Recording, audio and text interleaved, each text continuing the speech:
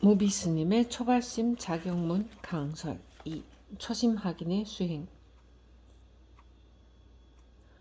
부분 수호대 수조모 근행하여 자책 해태하며 지중행차하여 부득 잠난하며 예불을 하고 기도를 하되 아침 저녁으로 부지런히 행하여 스스로 나태함을 꾸짖을 것이며 대중이 행하는 때를 알아서 어지럽히지 말며. 지금부터는 예불과 참회에 관한 규칙을 말합니다. 분수란 법당에서 향을 사르고 예불과 기도를 올리며 마음을 닦는 일입니다. 이러한 수행을 아침 저녁으로 부지런히 행하여 스스로 해태함을 극복하라고 하였습니다.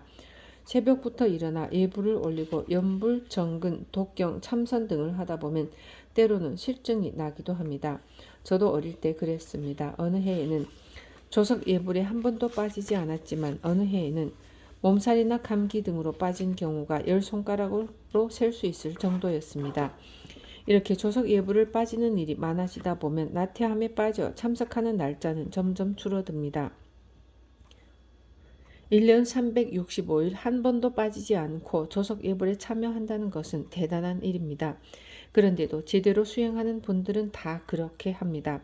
설령 타지에 나가 있더라도 조석 예불을 꼭 드립니다. 스스로 게으르고 나태함을 꾸짖으며 정성을 기울여 수행에 전념하는 것입니다. 법당에서 예불을 올릴 때는 각자 앉는 위치가 있고 행할 순서가 있으며 소임에 따라 맡은 역할이 있습니다. 이를 통해 질서와 조화를 이룹니다. 그렇지 않으면 혼란만 가중됩니다. 행자가 앉는 자리가 있고 사미가 앉는 자리가 있습니다. 그리고 앉는 순서도 있습니다. 법만경에서는 먼저 입사한 사람은 먼저 앉고 뒤에 온 사람은 뒤에 앉아라. 만약 그 순서를 어기면 속인과 같고 외도와 같다라고 했습니다. 이런 기준으로 보면 소임 순서대로 앉거나 강원에서의 상하반 순서대로 앉거나 해서는 안 됩니다. 강원에서 상반이지 선방에 가서도 상반일 수는 없죠. 또 사찰에서 소임 순서로 앉는 경우 역시 잘못된 일입니다. 소임을 보다 보니까 주지, 총무, 재무, 원주, 별좌로 나눠질 뿐입니다. 종무를 의논하는 자리에서나 그렇게 앉아야 할 일입니다. 법만경에서는 그런 일은 외도나 하는 짓이라고 합니다. 찬패 축원, 수송, 문관의 언정, 부득 단수 음성하고 부득 운곡 부조하며 범패를 하고 축원을 하되 모름지기 뜻을 관할지언정 단지 소리만 따라 내어서는 안 되고 곡조를 틀리게 내지 말며 예불을 올릴 때는 목탁, 요령, 광쇠, 죽비 등을 사용하여 신호를 합니다. 특히 부처님의 공덕을 찬탄하는 범패를 할 때에는 북, 징, 파라 등을 함께 사용하여 장단과 운율을 맞춥니다. 예불문이나 축원문, 발원문 등을 외울 때에도 외는 방식의 차이는 있을지언정 일정한 격식에 따라 이루어집니다. 그런데 예불문, 축원문, 발원문 등을 외울 때는 반드시 그 글 속에 담겨진 뜻을 관하라고 하였습니다. 음성만 따라가고 마음이 담기지 않으면 연불이 아닙니다. 예를 들어 49제 때 경전을 읽어주는 것도 마찬가지입니다. 마음이 담기지 않고 소리만 쫓아가면 아무런 효험이 없습니다. 영가는 귀로 경전 읽는 소리를 듣는 게 아니고 사람이 읽는 그 마음을 보기 때문입니다. 또한 연불과 축원 등을 할 때에는 운자와 곡조를 잘 맞추어야 합니다. 소리를 너무 크게 지른다든지 장단의 곡조가 다르다든지 하면 대중생활의 질서와 조화가 이루어지지 않습니다. 첨경존안하야 부득 반연이경이여다. 존경하는 마음으로 부처님의 존안을 우러러보아 다른 경계에 이끌리지 말지어다. 존안은 불상과 탱화 등 부처님의 상호를 말합니다. 이러한 상호를 우러러보라는 말입니다. 단순히 마음속으로 부처님을 그릴 수도 있겠습니다만 성스러운 불상을 바라보면서 공경하는 마음, 귀의하는 마음을 내라는 겁니다. 사바세계 중생은 상견 중생이라고 합니다. 형상을 봐야 마음이 나는 중생입니다.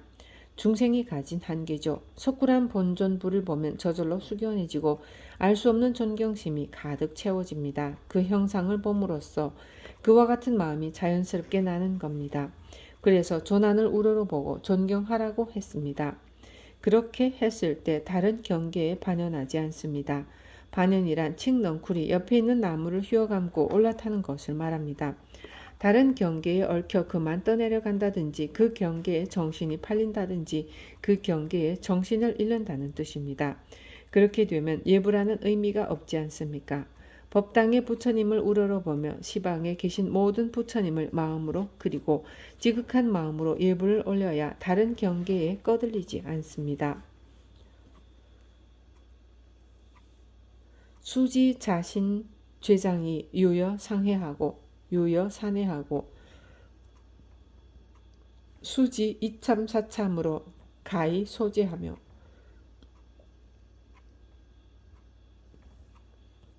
모름지기 자신의 죄와 업장이 산과 같고 바다와 같은 줄을 알고 마땅히 이참과 사참으로 죄업을 녹여 없앨 줄 알며 우리는 세세생생 중생으로 살아오면서 신구의 삼업으로 알게 모르게 수많은 죄를 지었습니다. 한번 입을 열면 30가지 허물이 생긴다는 말이 있습니다. 과거와 현재를 통해 알면서도 지은 죄, 모르는 사이 지은 죄가 무량무변합니다. 그렇게 우리가 지은 죄와 업장을 참여를 통해 녹여 없애야 한다고 했습니다. 참여란 과거의 잘못을 뉘우쳐 반성하면서 다시는 범하지 않겠다고 맹세하는 것입니다. 이참이란 이 마음을 깨닫지 못하여 생사번뇌에 시달리는 자신을 참여하는 것, 즉 자기 마음이 부처인 줄 모르는 어두워진 마음을 참여하는 것입니다. 사참이란 수사분별 참여의 약칭입니다. 과거 생부터 현세에 이르기까지 몸과 입과 마음으로 지은 업장을 참여하는 것을 말합니다. 이참과 사참이 조화를 이루어 진실로 참여가 이루어져야 합니다. 우리가 가장 많이 암송하는 천수경에 이참회계와 사참회계가 잘 표현되어 있습니다. 이참회계는 다음과 같습니다. 죄무자성 종심기 심약멸시 죄역망 죄망신멸양구공 시즉명위 진참회 죄의 자성 본래 없고 마음 따라 일어난 것 마음이 멸하면 죄 따라 없어지네. 죄 없고 마음 멸하여 두 가지 다 묘면 이것을 이름하여 참된 참회라 하네. 아석소조 제약업 개유무시 탐진치 종신구의 지소생 일체악음 개참회 아득한 옛날부터 내가 지은 모든 악업 크고 작은 모든 죄가 탐진치로 생기었고 몸과 입과 뜻을 따라 무명으로 지었기에 나는 지금 일체의 모든 악업을 참회하나이다. 심관능례솔에 개종진성 연기하고 심신감응이 불허하여 영향상종이니라. 예배하는 나와 예배받는 부처님이 다같이 진성으로부터 연기하는 줄을 깊이 관하면 감흥이 헛되지 아니하여 그림자나 메아리가 서로 따르는 것과 같음을 깊이 믿을지니라. 조금 어렵습니다. 능례와 소례는 주객을 말합니다. 능례는 예배하는 우리 자신, 소례는 예배받는 부처님입니다. 진성은 나의 참성품, 본래 마음자리입니다. 진성에 연기하는 줄을 깊이 관찰하는 것은 참으로 의미심장한 말입니다. 법당에 계시는 부처님, 아니 3000년 전의 석가모니 부처님, 아미타 부처님, 비로자나 부처님, 관세음보살, 지장보살, 문수보살, 보현보살 등 모두가 나의 참성품으로부터 인연에서 일어난다는 말입니다. 이 세상에 내가 없이 뭐가 있겠습니까? 그러니 그 이치를 깊이 관찰하라는 것입니다. 개초 심학 인문 속 대부분의 내용이 초심 확인을 위한 사찰에서의 생활 규범에 대한 가르침을 담고 있지만 이와 같은 구절은 불교의 본질을 드러냅니다. 부처님과 내가 둘이면서 하나고 하나이면서 둘이라는 이치입니다. 물체가 있으면 반드시 그림자가 있고 소리가 있으면 메아리가 따르듯 부처님과 내가 서로 통합니다. 우리가 공을 들이면 공을 들인 만큼 그 효과가 있기 마련이고 선행을 하면 선행을 하는 만큼 결과가 따르기 마련입니다. 물론 악한 일도 마찬가지입니다. 악한 일을 하면 악한 만큼 반드시 좋지 아니한 과보가 따르는 거죠. 우리가 인을 심고 연을 만들면 거기에 상응하는 결과가 따라오게 돼 있습니다. 오늘날 내가 이러한 인생을 사는 것 또한 과거생에 내가 그러한 원인과 조건을 심었기 때문입니다. 거중료호대 수상양부쟁하며 수호상부호하며 대중방에 거처할 때 서로 양보하여 다투지 말며 모름지기 서로 돕고 보호하며 대중생활을 할 때의 주의사항입니다. 절에서 요를 붙이는 전각의 경우 대부분 스님들이 거주하는 큰 방을 의미합니다. 여기서는 함께 모여 사는 것을 대중생활이라 말하고 있습니다만 이러저러한 인연에 의해 참여하게 되는 각종 모임도 대중생활에 해당된다고 할 수 있습니다. 이러한 대중생활, 대중과의 관계에서 가장 중요한 덕목이 바로 상대를 배려하는 마음입니다. 시체 말에 단체 생활이 매우 엄한 곳 세 곳이 있는데 이 세 곳을 거치는 사람은 세상살이를 능히 잘할 수 있다고 했습니다. 바로 군대 생활, 형무소 생활, 그리고 승려 생활입니다.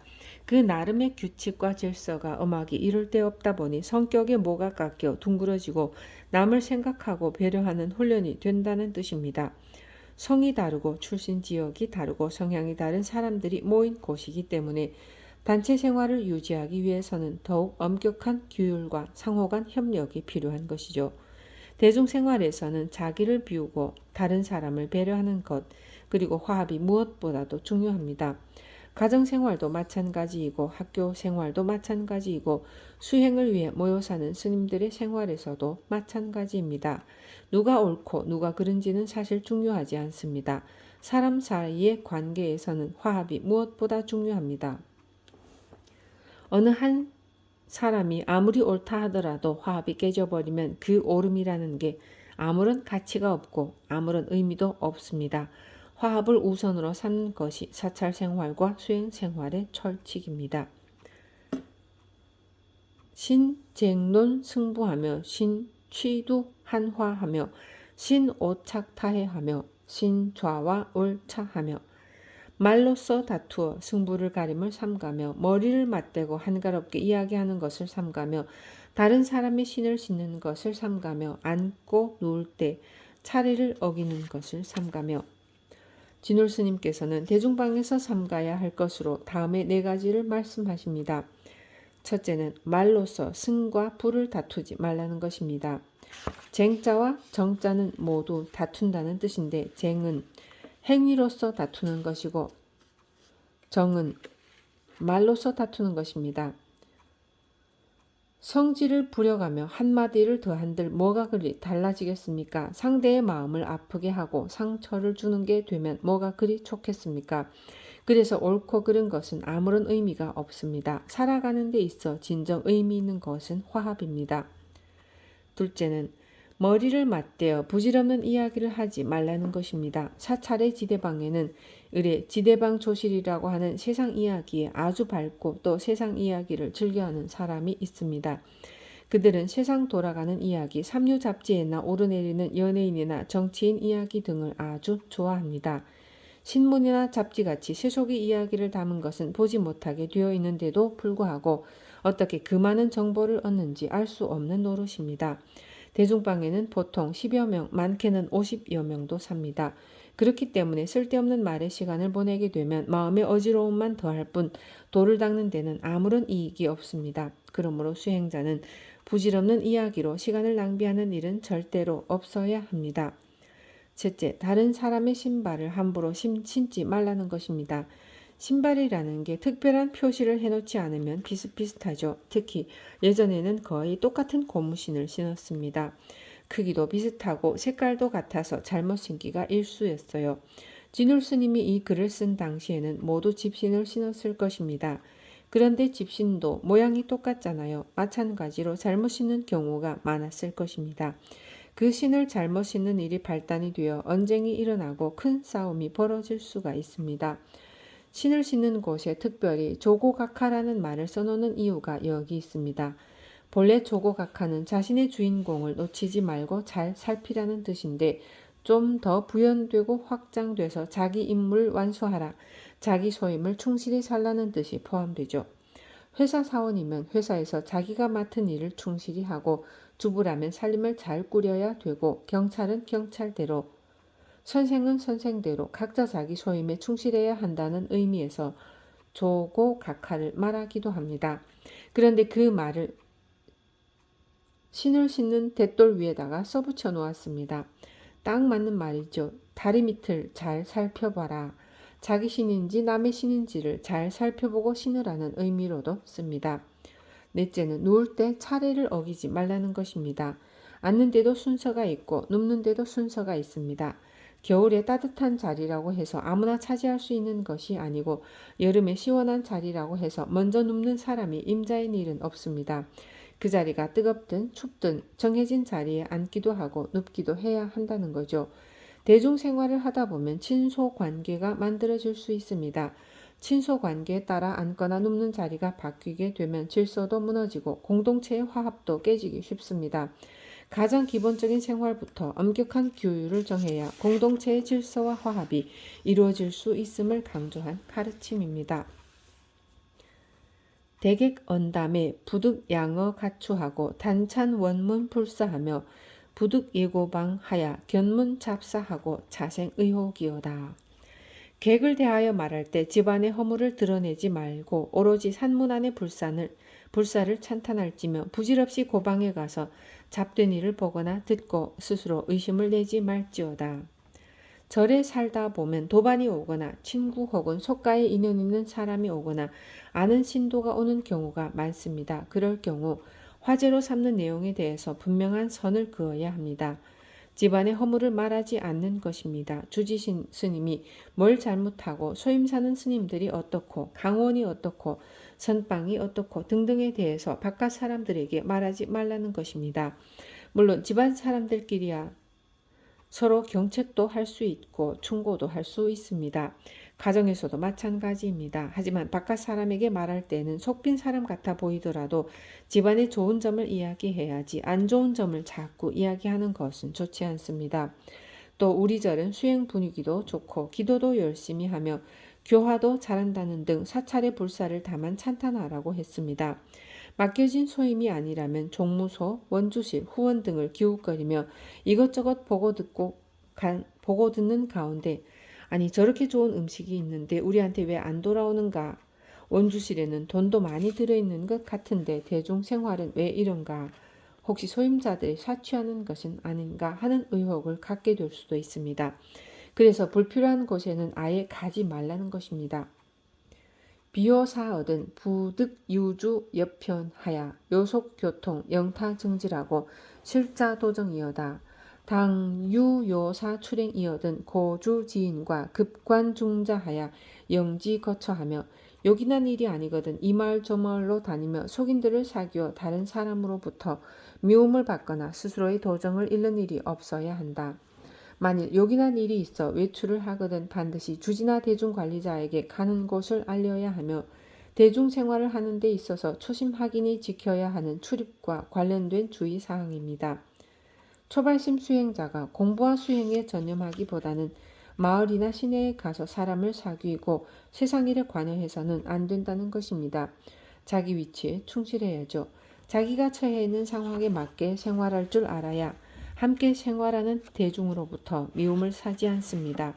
그리고 산문 출입이 잦다 보면 자신의 마음도 저절로 해이해질 겁니다. 세송이에 마음을 쓰면 돛 닦는 일, 출세간 일에 마음을 쓸 여유가 아무래도 없게 됩니다. 물론 수행이 무르익고 경계에 꺼들리지 않는다면 중생 교화를 위해 세상에 나가 사람을 만나야 합니다. 시부도의 마지막 장면이 입전수수인 것처럼 말입니다. 입전수수는 중생을 제도하기 위해 시전의 세속에 들어가 자비의 손을 들이우는 것으로 나와 남을 모두 이롭게 하는 보살행을 말합니다. 출가 수행자라도 산문 밖을 출입할 일이 있습니다. 그럴 경우 제가 오늘 이러저러한 볼일로 몇 시에 나가서 일을 보고 몇 시까지 돌아오겠습니다 하고 사중의 책임자에게 알려야 합니다. 그래야 누가 갑자기 찾아오더라도 그 스님은 지금 이러저러한 일로 시내에 나갔다라고 말할 수가 있거든요. 그래서 주지에게도 알리고 대중을 관리하는 사람에게도 알리라고 했습니다. 일일이 주지에게 알리지 못하면 대중을 관리하는 사람에게 알리면 되죠. 입승 혹은 찰중에게 알리고 허가를 받아 나가게 됩니다. 옛날에는 가까운 시내에 가더라도 허가를 받고 출입증을 교부받아야 나갈 수 있었습니다. 하룻밤을 자고 오게 되는 경우는 출행증을 받아 다녀오곤 했습니다. 다른 사찰에서는 출행증을 보고 어느 사찰 소속이며 불명은 무엇이며 은사는 누구인지를 확인하고 나서야 객실에 재워주었습니다. 야깁 속가 얻은 절수견지정념하야 신물견색문성하고 유탕사심이어든 우황피금희소하야 난설잡사하며 비시주직으로 망작무예지행하야 심괴불계리오 우처현선인 내 혐의지간이면 기위유지해인야리오. 만약 속인의 집에 들어가거든 반드시 바른 생각을 굳게 지녀서 색을 보거나 소리를 듣는 것을 삼가고 방탕함과 삿된 마음이 일어나지 않도록 유의해야 할 것이거늘 하물며 옷깃을 헤치고 희롱하는 웃음을 짓거나 잡된 일을 요란하게 말하며 때 아닌 때에 술과 밥을 먹거나 망령되게 거침없는 행동을 하여서 부처님의 계율을 어기리오. 그리하여 어질고 착한 사람들로부터 혐의를 받게 된다면 어찌 지혜로운 사람이라 할 수 있으리오. 출가 수행자도 경우에 따라서는 신도의 집이나 속가에 갈 수 있습니다. 이러할 때 생각을 바르고 굳게 지녀 수행자로서의 위의와 정신을 잃지 말아야 합니다. 요즘과 같이 유혹이 넘쳐나는 세상에 세속인도 그래야 할진데 수행자인 경우는 더욱 몸과 마음을 굳게 단속해야 합니다. 특히 세속의 가치와 문화에 물들어 있는 사람들과 어울려 수행자로서의 신분을 망각하고 위의를 저버리는 행동은 절대 삼가야 합니다. 두루마기를 입지 않고 단정하지 않은 동방 차림에 옷깃까지 헤치고 방탕하고 삿된 마음이 있어 희롱하거나 입에 담지 못할 말들을 요란하게 늘어놓아서는 안 되겠죠. 수행자들끼리 잠깐 짬을 내서 웃고 떠드는 것도 삼가야 하거늘 세속에서 속인들과 허심탄회하게 옷을 벗어놓고 웃고 즐기는 것은 수행자로서 더더욱 옳은 행동이 아닙니다. 또 그렇게 지내다 보면 때 아닌 때에 음식을 먹거나 술을 마시는 경우도 있습니다. 혹은 무장무예라는 이름으로 막행막식 즉 꺼리낌 없이 행하고 먹는 것은 개를 파하는 일입니다. 그리 되면 어떻게 되겠습니까? 사찰에 있는 어른 스님들이 걱정하고 염려하죠. 그리고 대중은 출가한 지도 얼마 되지 않은 사람이 저렇게 속가에 왔다 갔다 하면서 속인들과 사귀고 참 이상하다고 여길 겁니다. 그것이 오래 지속되거나 심하면 미워하고 의심하고 비난하게 되겠죠. 대중생활을 함에 있어서 지혜롭지 못한 일입니다.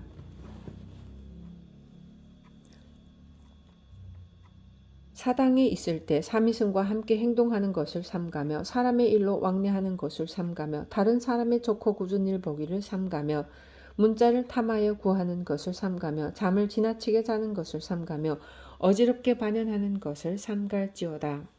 사자는 모인다는 뜻입니다. 제사를 지내기 위해서 좋은 일을 도모하기 위해서 모인다는 뜻의 글자입니다. 결사라고 할 때의 사도 이 글자를 씁니다. 바로 당시 수선사를 뜻하는 말입니다. 수선사란 사찰의 명칭이라기보다는 참선정진을 중심으로 한 신앙결사체를 의미합니다. 당은 집을 말합니다. 즉 신앙결사를 위해 모인 사람들이 거주하는 곳으로 지금의 선방과 같다고 하겠습니다. 이로부터 수행자가 삼갈 5가지 장애가 있다고 했습니다. 이를 오계장이라 합니다. 혼탁한 번뇌가 우리의 청정한 본성을 가려버리는 것으로 오욕에 집착하는 탐욕계, 성냄으로 마음을 가리는 진의계, 많이 잠으로써 정신이 흐려지는 수면계, 마음이 흔들리고 근심하는 도희계, 진리에 대한 확신을 갖지 못하고 의심하는 의계가 그것입니다. 이 부분에서 진울 스님은 수행결사에 참여한 수행자가 삼갈 것을 나열하십니다. 우선 사미와 동행함을 삼가라 했습니다. 아마도 오계장 중 탐욕계에 해당하는 것 같습니다. 사람은 재, 색, 식, 수, 명에 오용락에 빠지기 쉽습니다. 그중 식욕과 색욕이 가장 치성하다고 합니다. 특히 비구 중심의 수행 공동체에서 가장 문제가 되는 것은 색욕입니다. 이런 측면에서 볼 때 대중처소에서 우월한 지위에 있는 비구가 경계할 것으로 말씀하신 것 같습니다. 두 번째로 인사한다고 오가지 말라고 했습니다. 수행하는 사람이 이유 없이 여기저기 다니는 것은 진해계의 근원이 됩니다. 쓸데없이 왕래가 잦다 보면 이런저런 말이 오가고 말이 많아지면 오해가 생기게 마련이고 오해는 남의 감정을 건들기 마련입니다. 특히 공부가 안 될 때는 여러 가지 이유를 붙여 사람과 어울리게 되는데 그럴 때일수록 더욱 경계해야 합니다. 세 번째로 다른 사람의 좋고 나쁜 일 보기를 삼가라고 했습니다. 이는 도희계에 해당합니다. 불교에서는 호호, 선악, 미추, 시비 등 모든 상대적인 분별을 떠나야 한다고 항상 가르칩니다. 그런데 이러한 분별 시비에 휘말리다 보면 마음이 흔들리고 근심과 걱정이 떠나지 않습니다. 모두 잘못 살고 있는 것은 사실이다. 그러나 가르쳐서 그것을 고쳐주려고 하는 사람은 더 잘못이다라는 말이 있습니다. 남의 말을 듣고 자기의 행동을 고치는 일이 얼마나 어려운지를 나타내는 말입니다. 그러니까 남의 일을 가지고 좋다 나쁘다 시비하지 말라는 말입니다. 시비하는 그것도 자기의 기준일 뿐입니다. 자기 기준으로 옳다, 그르다, 좋다, 나쁘다 가리는 것입니다. 네 번째로 문자를 탐하여 구함을 삼가라 했습니다. 이는 의계에 해당하죠. 이 부분은 두 가지 측면에서 생각해 볼 수 있겠습니다. 하나는 참선 수행자가 수행에 의심이 들어 언어와 문자에 의지하는 것을 경계하는 것이고, 다른 한편으로는 출가 수행자가 세속의 시와 문학에 심취하는 것을 경계하는 것입니다. 진울 스님뿐만 아니라 조선시대의 서산 스님도 이와 같은 경책을 남겼습니다.